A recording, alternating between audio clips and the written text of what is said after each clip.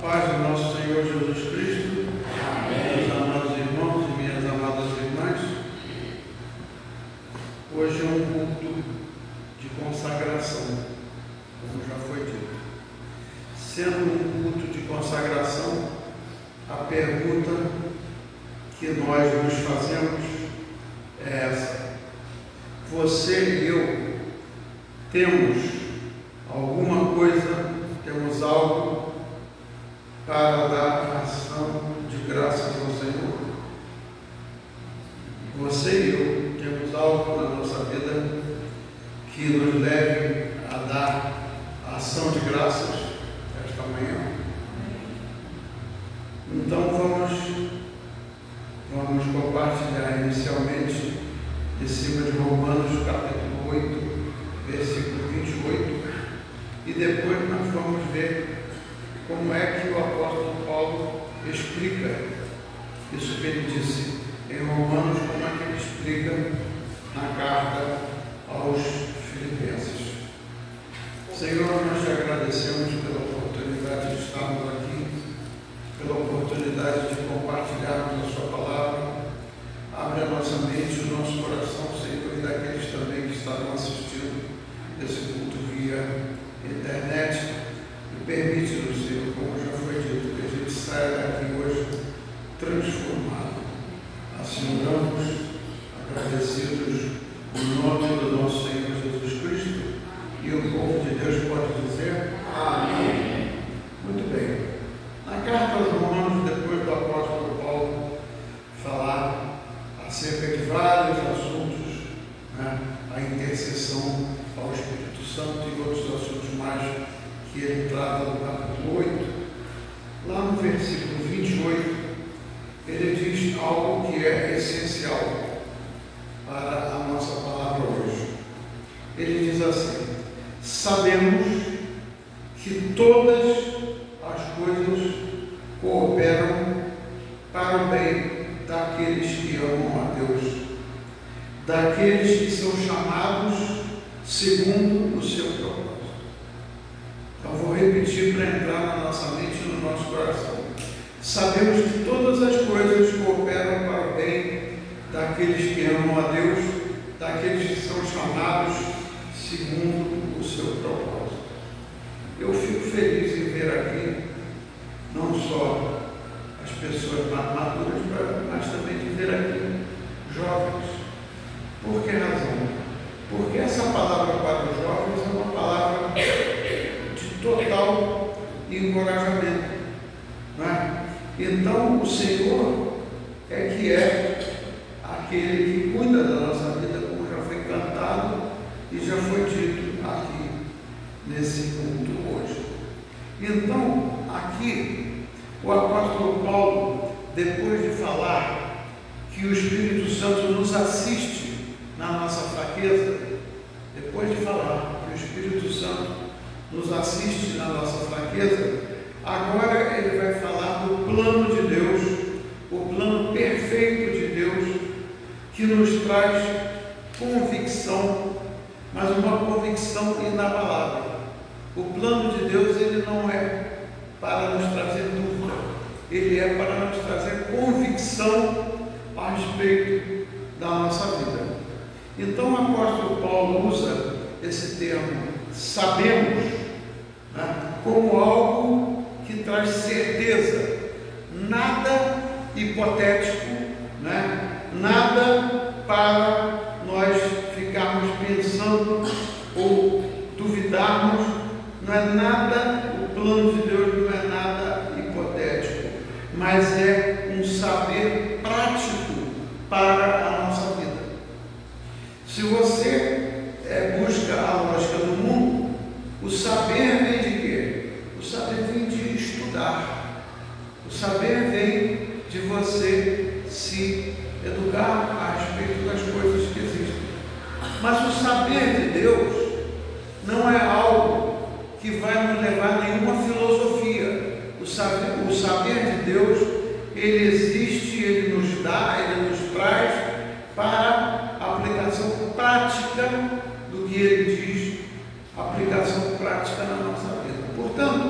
Se você tem dúvida, se eu tenho dúvida, se algum de nós tem dúvida hoje de como resolver algum dos nossos problemas, seja jovem ou seja uma pessoa madura, se você tem dúvida de como resolver o problema que você está enfrentando, seja um problema dentro da família, seja um problema no trabalho, seja um problema na igreja, se você tem dúvidas de como resolver, então fique tranquilo, fique calmo, porque o Senhor tem o controle, não é de parte das coisas.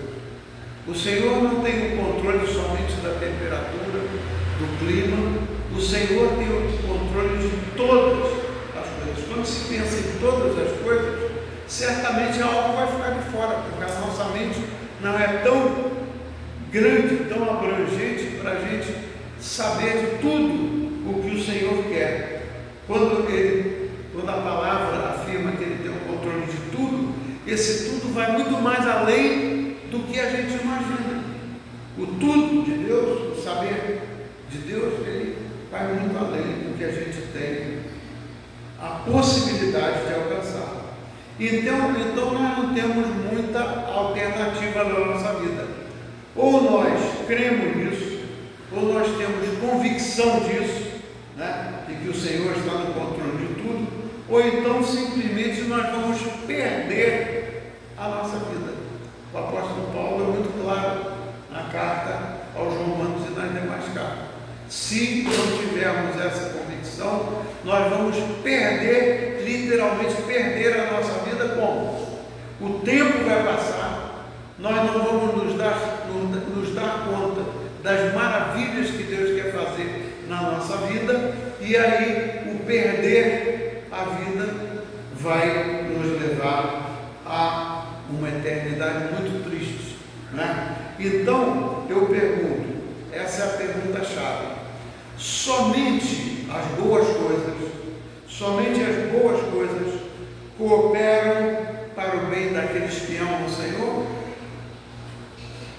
É óbvio que não. Não é somente as boas coisas, mas tem muitas pessoas que quando oram, tem muitas pessoas que quando falam com Deus, têm na mente apenas buscar as boas coisas, achando que as boas coisas no nosso conceito do mundo são suficientes para nós viver. As más coisas, as coisas que parecem más, elas também contribuem para o nosso bem. Então eu vou citar uma coisa muito simples que aconteceu essa semana.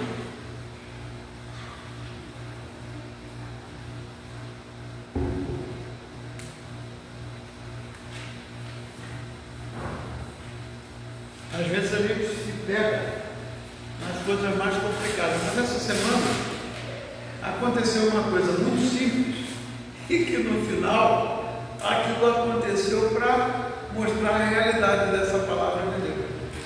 Uma coisa simples. Na escadaria lá de casa, a Ângela, quando ia descer, encontrou uma cobra. Lá em casa, quem já foi lá sabe, a casa, os terrenos vizinhos são rodeados de árvores, etc. Mas lá em casa não existe assim um ambiente que se suponha que poderia parecer cobra. Mas só que a gente não prestou atenção no seguinte: lá embaixo da escada existe uma porção de materiais que sobraram de obra, coisas que ficaram sujas, ficaram cobertas de folhas e tal, que foi certamente um ambiente onde aquela cobra cresceu. Ela não era uma cobra gigante, mas era uma cobrinha já grande.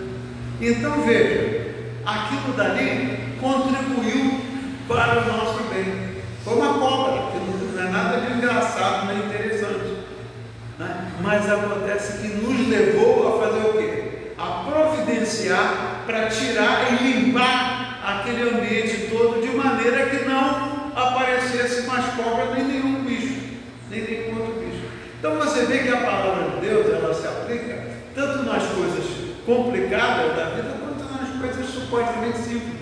Supostamente era simples, mas aquela cobra podia morder, a gente. Então, aquilo nos levou a tomar providências para acabar com aquelas coisas que estão lá e que estavam lá e que estavam fazendo sujeira. Então, o que eu quero dizer aqui é que esse exemplo, né, assim como qualquer outra coisa que estiver passando na sua e na minha vida que pareça ser uma coisa ruim, se a gente for investigar direitinho, aquilo está acontecendo, ou Deus está permitindo que aquilo aconteça, para a gente tomar alguma providência para o nosso bem. Então você vê a aplicação prática da palavra de Deus, que às vezes a gente não se dá conta, mas a palavra de Deus é muito prática, é só a gente prestar atenção. E Jesus disse que aquele que quiser ganhar a sua vida é outra coisa importantíssima que o Senhor disse e quer repetir para nós hoje, nessa manhã. O Senhor disse que aquele que quiser ganhar a sua vida, perdê-la-á. Aquele que quiser ganhar a sua vida vai perder a sua vida. Então, isso requer renúncia. Isso requer renúncia de muitas coisas, né? Então, bem-vindas à casa do Senhor. Então, veja, o Senhor, quando Ele diz isso, que aquele que quiser ganhar a sua vida, ele irá perdê-la, exige renúncia da nossa parte. É preciso de estarmos dispostos a renunciar. Aí é outra palavra-chave. É preciso de estarmos dispostos a renunciar os nossos desejos e muitas vezes renunciar a nossos sonhos, porque na maioria das vezes os nossos sonhos e os nossos desejos, eles não vão nos levar a alcançar aquela promessa de Deus. Nós estamos explorando Romanos 8, capítulo 8, versículo 28, né? Que eu vou repetir para vocês não perderem o fio da meada. A palavra diz: porque em todas estas coisas, depois de Paulo ter dito várias outras coisas, ele diz: em todas essas coisas, porém, somos mais que vencedores por meio daquele que nos amou. Eu li o versículo errado, o versículo 28. Sabemos que todas as coisas cooperam para o bem daqueles que amam a Deus, daqueles que são chamados segundo o seu propósito. Então, está se falando aqui que nós sabemos que tudo coopera para o bem daqueles que nos amam. Daí então vamos seguir adiante. Aquela pessoa que se apega muito a conquistar a sua vida, aquela pessoa que se apega muito a querer realizar, se dedicar profundamente a um montão de coisas, mas não se dedicar a buscar o Senhor, sabe o que acontece? Vai gastar o seu tempo à toa, né? E tristemente existem muitas pessoas, Existem muitas pessoas que vivem para trabalhar, para, entre parênteses, ganhar a vida, somente para trabalhar, para ganhar a vida. Nós temos que trabalhar, mas não somente trabalhar. Outras vivem para fazer um montão de coisa e não tem tempo de buscar viver na prática o que o Senhor nos promete. Se o Senhor nos promete que todas as coisas contribuem para aqueles que amam o Senhor, contribuem para a nossa vida, então nós temos que buscar o Senhor, nós temos que seguir o Senhor, né? E aí, seguindo o Senhor, nós vamos alcançar o objetivo maior do Senhor na vida de cada um de nós, que é ganhar a vida eterna, nos oferecer a vida eterna. Por tudo que está se vendo acontecer no mundo, não tem nada que se veja nas notícias que seja alguma coisa favorável ou alguma coisa alegre. Existe alguma coisa, vocês têm visto alguma coisa nas notícias que sejam coisas alegres, coisas que ofereçam uma esperança para o futuro. Não existe nada. Então, o tempo final está chegando. Portanto, o objetivo do Senhor é que a gente entenda que a vida que Ele nos concede não é nossa. A nossa vida pertence ao Senhor para alcançarmos e cumprirmos o propósito para o qual Ele nos chama. Então, na filosofia do mundo, a maioria das pessoas acha que a vida, que a sua vida pertence a si mesmo. A vida pertence a mim, eu faço o que eu quiser da minha vida. Isso não é coisa de Deus, isso é coisa do inimigo, porque a vida do Senhor nos concede, e essa vida que Ele nos concede, não é nossa. Essa vida que Ele nos concede pertence a Ele. Assim como Ele nos dá a vida, Ele nos tira a vida a hora que lhe apraz. Nós não temos o poder, nem temos o controle para querermos manter a nossa vida o tempo que a gente quer. Quantas e quantas pessoas, né, estão por aí e vão perder a vida eterna. Eu fico triste quando vejo, fico muito triste quando eu vejo essas coisas que acontecem, né, no Brasil e acontecem no mundo. O que aconteceu ontem? Ontem aconteceu um show de uma mulher, entre parênteses, famosa lá para os dela, né? Porque de famosa para Deus ela não tem nada. Essa mulher, teve gente que chegou lá 3 dias antes, para garantirem o lugar. Teve gente que chegou lá 3 dias antes para poder ver o show dessa mulher. E as pessoas ali olhando para as janelas do hotel, para ver se ela chegaria lá para dar um adeusinho para alguém. Ela não deu a menor bola para ninguém. A mesma coisa aconteceu no ano passado, numa outra que veio aí também. Pessoas que acumularam milhares e milhares de pessoas que vieram de longe para ver um show que na verdade não acrescenta nada para a nossa vida. Aí ali você vê todo tipo de gente. Aí eu fico pensando, meu Deus do céu, esses milhares de pessoas que vieram de longe, o que é o sentido da vida para essas pessoas? O que é o sentido da vida para essas pessoas? E assim como essas, tem muitas mais que não vieram e que se lastimaram por não poderem vir. Então eu fico vendo a quantas anda tanta gente nesse mundo que não está entendendo nada do sentido da vida.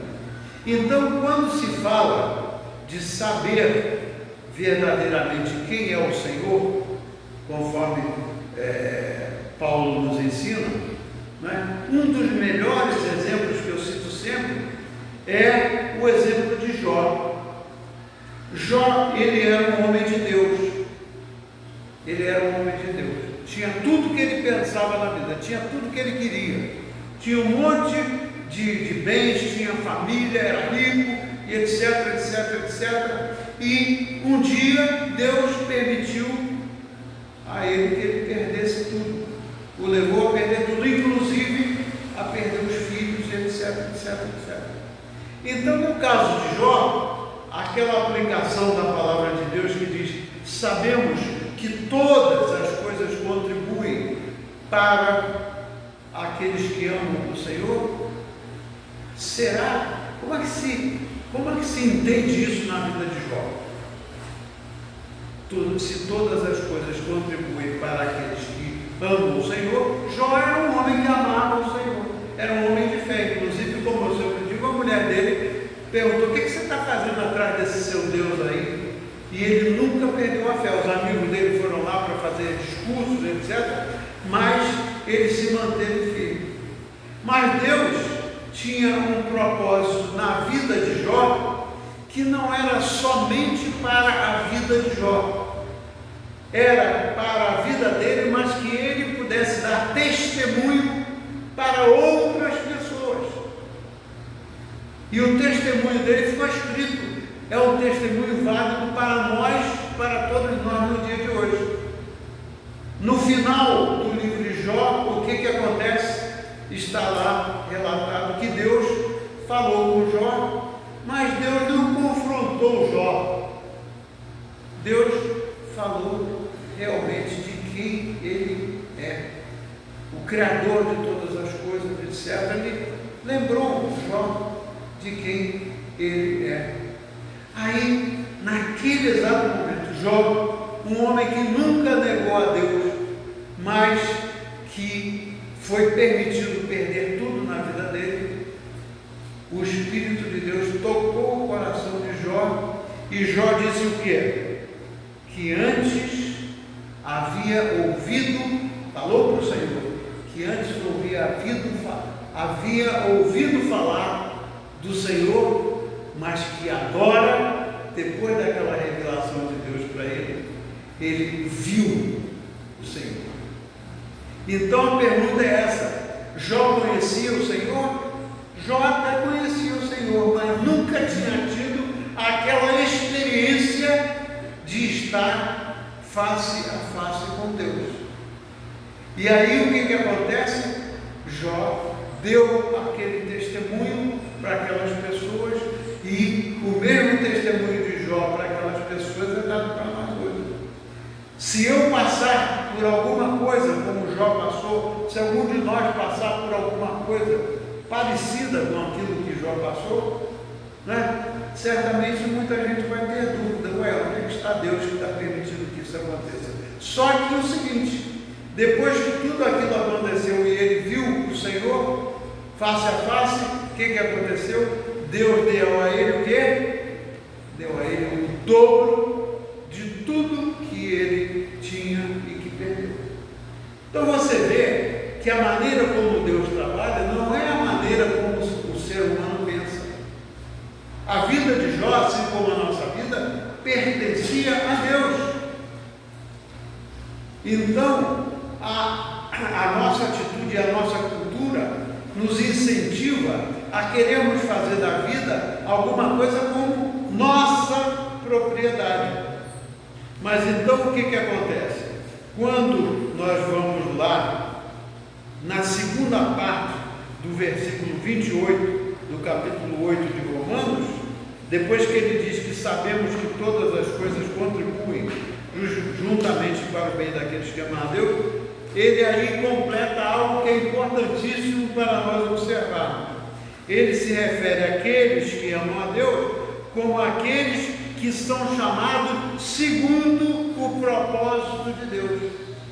Nós somos chamados segundo o propósito de Deus. Nós não somos chamados para cumprir os nossos propósitos. Nós somos chamados segundo os propósitos de Deus. Isso aí indica o quê? Sermos chamados indica que Deus age para o nosso bem. Ele age para nos trazer aquilo que é o plano dele. O plano dele jamais vai ser completo aqui nessa vida presente. O plano de Deus para nós vai se completar lá na vida eterna.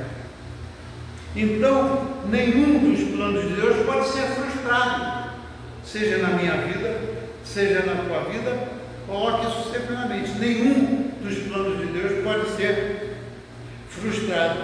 Então, nós não enxergamos o final. Esse é o nosso drama. Nós não enxergamos o final lá na frente, o final de tudo, porque nós não podemos enxergar na curva. Quando você está indo por uma estrada e você passa por uma curva, você enxerga antes da curva, você enxerga o que está depois da curva.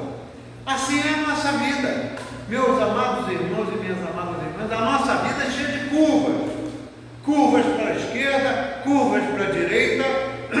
A nossa vida não é uma coisa que a gente vai sempre caminhando adiante e de maneira que a gente possa ver lá no final. Então qualquer pessoa que pretenda, ter a ideia do que é o final da sua vida está redondamente enganada, porque as curvas da nossa vida, somente o Senhor que nos levará a ver o final do que Ele tem para nós. Então, quando Paulo diz que nós sabemos que todas as coisas contribuem, não significa que nós entendemos todos os detalhes da nossa vida. Não nos é permitido entender todos os detalhes da nossa vida. Absolutamente não é possível a gente entender todos os detalhes. Mas sabe o que acontece? Vocês sabem o que acontece. A gente sempre está perguntando a Deus: Senhor, por que está acontecendo isso comigo? Senhor, por que aconteceu isso com o meu filho, com a minha filha, com a minha mãe, com o meu pai? Por que, Senhor? Nós não temos que perguntar. É muita arrogância do ser humano querer questionar o Senhor o porquê das coisas. Se a nossa vida pertence a Ele e se todas as coisas contribuem para o nosso bem, eu jamais posso imaginar que o Senhor, número um, não saiba detalhes do que está se passando comigo. Mas os detalhes do que está se passando comigo eu só vou compreender lá na frente. Porque muitas vezes nós passamos anos e anos da nossa vida pedindo coisas para Deus, segundo o que a gente acha que é bom para nós. E no final de tantos anos a gente vai: meu Deus do céu, não era isso que Deus tinha para mim. O que Deus tinha para mim era algo muito melhor do que eu imaginava. Então, enquanto nós estamos no meio da tempestade da vida, né, o que nos cerca é o medo, o que nos cerca é a incerteza. Então, o Senhor está lá no futuro, mas Ele também está aqui agora, Ele também está aqui no presente. Né? Então, quando a gente toma consciência disso, a nossa vida muda. Quando a gente toma consciência disso, a nossa vida muda e muda completamente. Né? Então, nós temos que crer e entender e observar que o Senhor é soberano. O Senhor é soberano. O que é uma pessoa que é soberana? Que o único que é soberano é Deus. Ele é soberano porque Ele está acima de tudo, e tudo que Ele fez, tudo que Ele faz e tudo que Ele vai fazer é revestido do poder dEle, da soberania dEle. Então a soberania dEle é que vai nos levar a entender que nós somos assim, pequenininhos, e que portanto dependemos inteiramente dEle. Então, o que eu quero acrescentar aqui? Né? O Paulo não está dizendo que todas as coisas são boas, absolutamente. Nem o Paulo está dizendo que todas as boas ou as más coisas vão se encaixando. Não é isso que ele está dizendo. Paulo não está dizendo para a gente que ontem aconteceu uma coisa ruim, hoje aconteceu uma coisa boa, amanhã acontece de novo alguma coisa ruim, depois acontece alguma coisa boa. Ele não está dizendo que essas coisas se encaixam para o nosso bem. O que ele está querendo dizer é que tudo que acontece, tanto as coisas boas quanto as coisas ruins, elas vão nos levar a chegar a um ponto em que nós entenderemos e nos submeteremos à soberania de Deus. Né? Então, o que acontece? O que nós sabemos é que Deus está no controle de todas as coisas. Então ele vai conduzindo a nossa vida. Se hoje você está triste, você tem uma promessa de Deus. Se hoje você está triste porque aconteceu uma coisa ruim, qual é a promessa de Deus? É que todas as manhãs Ele derrama novas bênçãos na nossa vida. Então é a questão do viver o dia a dia. Eu não posso permitir que a tristeza das coisas que aconteceram ontem ou que aconteceram no passado na minha vida, eu não posso permitir que elas me façam continuar tristes no resto da minha vida, porque todos os dias, e existem provas, pessoas que passaram por essa prova e entendem e estão convencidas de que cada dia o Senhor derrama novas bênçãos na nossa vida e transforma a nossa vida. Então, o que acontece? O Senhor fez tudo para nos dar a vida eterna. Ele enviou o Filho dele, o único Filho, o Filho unigênito. Para quê? Para que Ele enviou para uma finalidade, para que todo aquele que nele crê não pereça, mas que tenha a vida eterna. Então, meus amados irmãos, o que acontece? O Paulo, o mesmo Paulo, lá na segunda carta aos Coríntios, capítulo 2, versículos 14 e 15, olha o que Paulo diz. Se você pegar todas as cartas de Paulo, desde a carta aos Romanos até a última carta dele, e você fizer um estudo das cartas de Paulo, você vai chegar à conclusão de tudo o que o Senhor quer de nós. E lá na segunda carta aos Coríntios, ele escreveu o seguinte: olha, segundo a experiência prática dele, olha o que ele diz: graças a Deus que sempre nos conduz vitoriosamente em Cristo.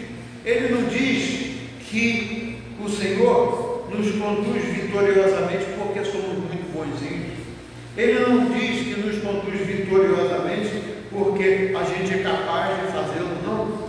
Ele diz isso: graças a Deus que sempre nos conduz vitoriosamente em Cristo, e por nosso intermédio, preste atenção, e por nosso intermédio exala em todo lugar a fragrância do seu conhecimento, porque para Deus somos, olha que coisa linda, para Deus nós somos o aroma de Cristo entre os que estão salvos, os que estão sendo salvos e os que estão perecendo. Nós existimos para que funcionemos e que o nosso perfume seja exalado tanto para as pessoas que estão sendo salvas, quanto para as pessoas que estão morrendo, que estão perecendo.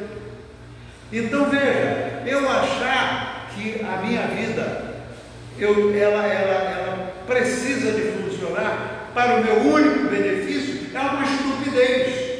Porque a nossa vida, ela existe, ela sempre pretende existir para servirmos ao Senhor e para fazermos aquilo que Ele nos manda fazer em prol das outras pessoas. Então, quando Ele diz: amai-vos uns aos outros tanto quanto eu vos amei, amai-vos uns aos outros tanto quanto eu vos amei, Ele não está mandando que eu me ame.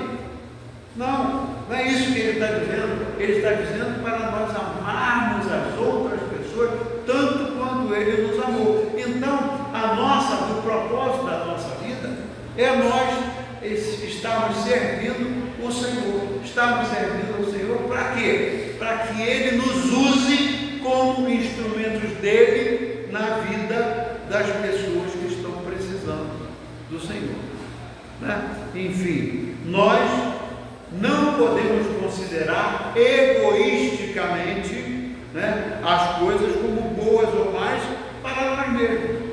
A gente considerar uma coisa boa para nós mesmos ou uma coisa ruim para nós mesmos, nós estamos sendo egoístas, estamos pensando só em nós. Não é isso. Nós devemos considerar as coisas boas e as coisas más como que fazendo algo para servir o Senhor e ajudar e prestar a boa obra às pessoas que o Senhor quer que nós sirvamos. Então lembre-se, a vida não é nossa, ela pertence ao Senhor. Então, por que todas as coisas cooperam para o bem daqueles que me amam? A explicação o próprio apóstolo Paulo dá na carta aos Filipenses, capítulo 3, versículos 2 ao 16. Se vocês quiserem depois ler todo o capítulo 3 de Filipenses, vocês vão ver com mais calma a profundidade, né, daquilo que Paulo escreveu lá em Romanos. A profundidade daquilo é o quê? É o que ele explica à igreja dos Filipenses, né, quando ele faz um aviso contra os falsos mestres, e quando ele fala da soberana vocação. A nossa vocação é soberana. Nós não somos qualquer coisa, meus amados irmãos e minhas amadas irmãs. A nossa vocação no Senhor é soberana. Então, vamos ler o que o apóstolo Paulo explica a respeito do porquê que todas as coisas cooperam para o bem daqueles que o amam. Vamos ver lá, né, capítulo 3 de Filipenses, versículo 2 ao versículo 16, antes de terminar. Então diz lá: acautelai-vos dos cães. Aqui está se referindo aos falsos mestres. Acautelai-vos dos cães. Acautelai-vos dos maus obreiros. Acautelai-vos da falsa circuncisão. Porque nós é que somos a circuncisão. Nós que adoramos a Deus no Espírito. Nós que adoramos a Deus no Espírito é que somos a circuncisão, segundo o próprio apóstolo Paulo explicou. Nós que nos gloriamos em Cristo Jesus, né? e não confiamos na carne. Nós é que somos a própria circuncisão. Quem? Aqueles que adoramos a Deus no Espírito e nos glorificamos em Cristo e não confiamos na nossa carne, ou seja, não confiamos na nossa natureza humana, né? Aí vai para o versículo 4.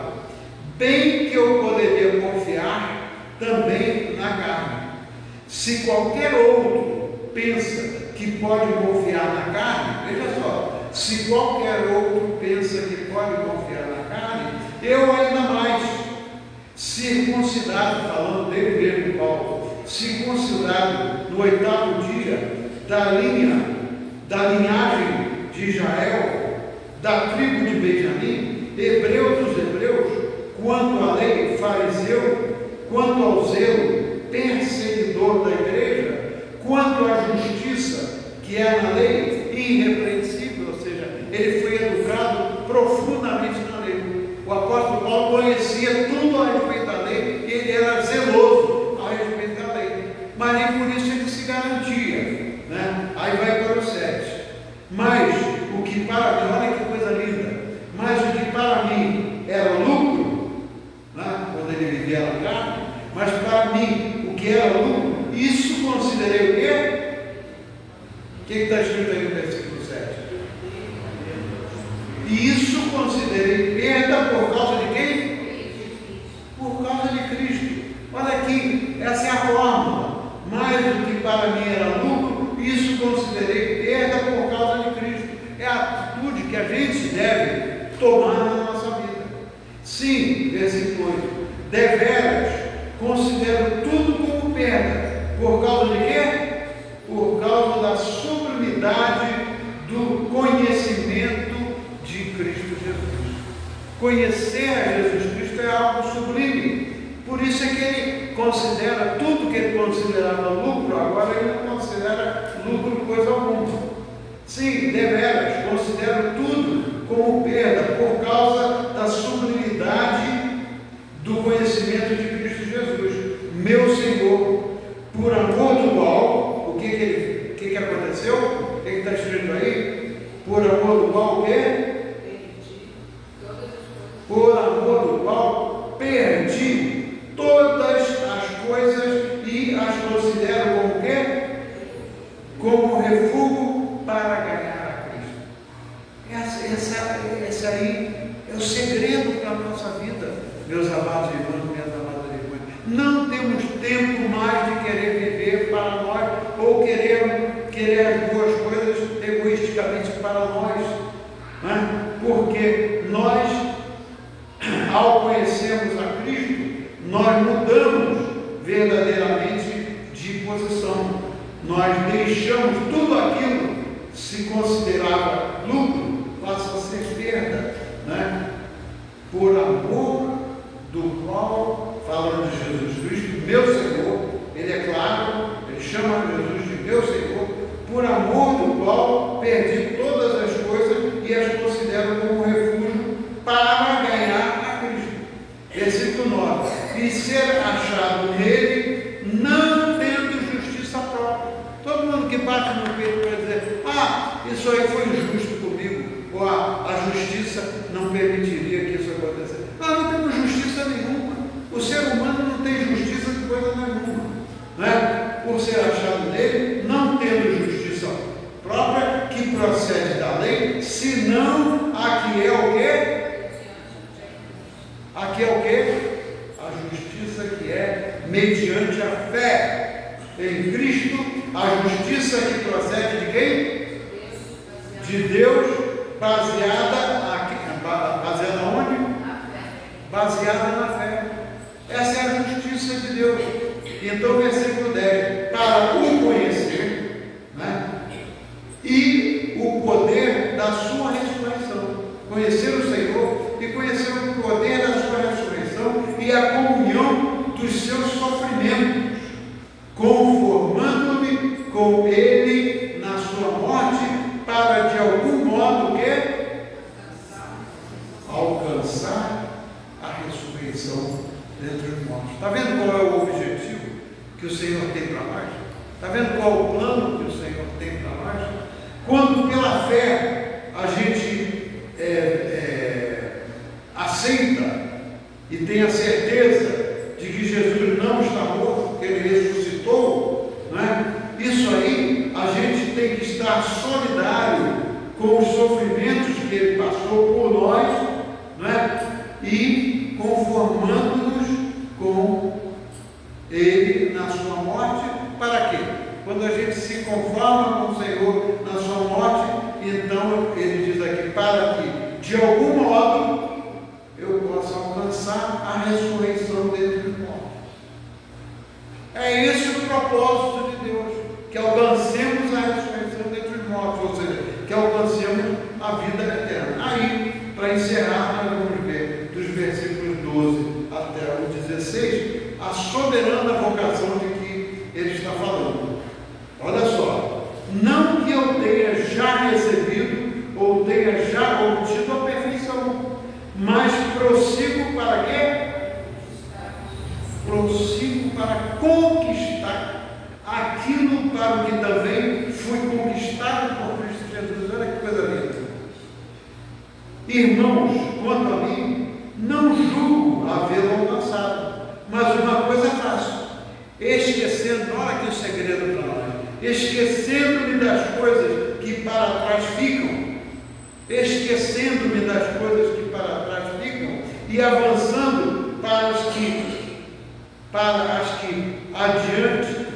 diante de mim estão, né? Prossigo para o quê? Prossigo para o alvo, para o prêmio da soberana vocação de Deus em Cristo Jesus. Todos, pois, que somos perfeitos aqui, esse perfeito aqui não tem o sentido comum da palavra perfeito, mas todos que estamos separados para alcançarmos a perfeição, tenhamos este sentimento. E se porventura pensais de outro modo, também isto Deus vos esclarecerá. Se por acaso em algum momento da sua vida passar alguma dúvida na cabeça, converse com o Senhor, né? Se por acaso, se porventura pensar de outro modo, também isto Deus vos esclarecerá. Aí vai para 16: todavia, andemos de acordo com o quê? Andemos de acordo com o que já alcançamos. O que nós já alcançamos se nós cremos no Senhor como nosso Senhor e Salvador? O que nós já alcançamos? O que já alcançamos? Nós alcançamos a vida eterna pela fé. Tudo mais que a gente alcançou aqui, como bênção decorrente da salvação, tudo bem. Mas aqui não é o que a gente deve focar na nossa vida. Então, eu vi um exemplo interessante de um pastor dizendo que um dia uma pessoa da igreja dele, que estava muito enfermo, chegou para ele e pediu a ele se ele podia fazer um culto de ação de graças pela sua vida. Aquele membro da igreja pediu que o pastor fizesse um culto de ação de graças. Aí o pastor, mais do que normal, vira para ele e diz assim: sim, tudo bem, vamos fazer um culto de ação de graças para a sua vida e vamos pedir ao Senhor que te cure. Aí ele falou: não, Senhor, não, pastor, não é isso que eu estou querendo. O que eu estou querendo é que o Senhor faça um culto de ação de graças pela minha enfermidade, porque por causa da minha enfermidade eu cheguei a Cristo. Você vê que coisa linda? Ele pediu ao pastor que fizesse um culto culto de ação de graça, não buscando a cura, mas para agradecer aquilo que ele tinha alcançado através da enfermidade, porque a enfermidade, que não foi uma coisa boa e nem é uma coisa boa, o levou a chegar a Jesus Cristo. Então, meus amados irmãos, a pergunta que se faz é essa: qual é a razão suficiente que eu e você temos hoje para fazer um culto de ação de graças pela nossa vida? Ou quais são as razões que nós temos hoje para dar graças ao Senhor? Já pensaram alguma coisa que possa estar acontecendo na sua vida e que você queira dar ação de graças, ainda que não seja uma coisa satisfatória? O que aconteceu? Na oração que o Senhor nos ensinou, Ele diz: seja feita, a gente deve dizer na oração, seja feita a vontade de quem? A vossa vontade, assim na terra como no céu. É isso que a gente divide todo dia pedir ao Senhor: Senhor, que seja feita a sua vontade aqui na terra como no céu. No que vai passar, não importa. O plano do Senhor é que todas as coisas contribuem para o bem daqueles que amam e que são chamados para o propósito dele. Amém? Então, eu gostaria de que se ouvisse aquela música linda, né? E tem no telefone aquela música que eu pedi para a gente colocar no final. Todas as coisas. Tem ela no telefone aí? O telefone está carregando. Gostaria que a gente cantasse essa música como oração, e ao final eu faço a oração no final. Tem como cantar? Ou colocar o telefone para cantar aquela música e a gente cantar junto? Ela é apropriada para o dia de hoje. Tem aí no telefone. O nome dela, eu acho que é o nome daquela música, eu acho que é.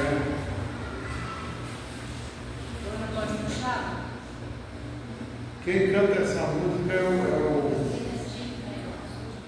Achou? Beleza. Então, vamos ouvir e cantá-la. Ela é uma música muito linda e cabe bem para a mensagem de hoje.